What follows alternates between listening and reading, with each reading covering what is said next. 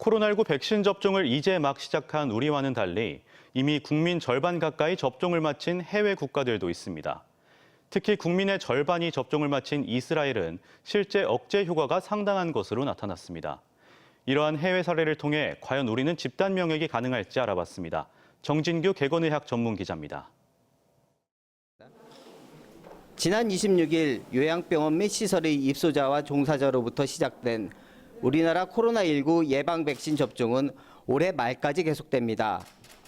이미 지난해 말부터 백신 접종을 시작한 해외 몇몇 국가의 경우 하나둘 그 효능을 경험하고 있습니다. 지난해 12월 백신 접종을 시작한 이스라엘은 국민 절반이 1차 접종을 마쳤고 2차 접종까지 마친 사람은 3명 중 1명입니다. 이스라엘 하루 확진자 수는 10,000명대에서 최근 3,000명대로 떨어지며 일상 복귀에 한 발 더 다가섰습니다. 이스라엘 정부는 화이자 등 백신 예방 효능은 91.8% 정도라며 발열과 호흡기 이상 등 유증상 억제율과 입원 환자와 중증 환자, 사망 억제율 모두 2차례 접종 뒤 2주 지난 시점에서 효능이 더욱 좋았다고 발표했습니다.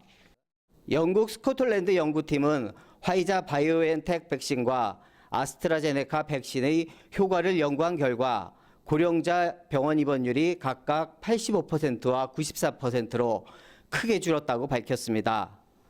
다만 우리나라의 경우 올해 말까지 전체 인구의 70%가 항체를 보유하는 집단 면역 획득은 쉽지 않아 보입니다.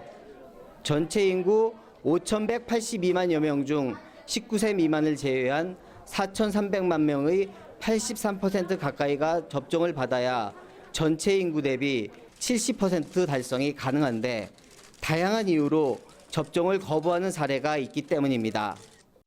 역사적으로 집단 면역은 홍역이나 여러 감염병으로부터 인류를 보호해온 역할을 했습니다. 이런 집단 면역을 형성하는 가장 빠른 길은 백신 접종을 하는 것이 명확합니다.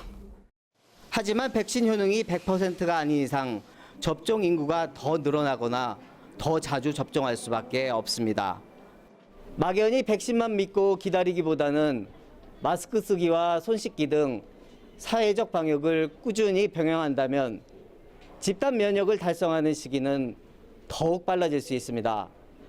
TJB 닥터 리포트 정직입니다.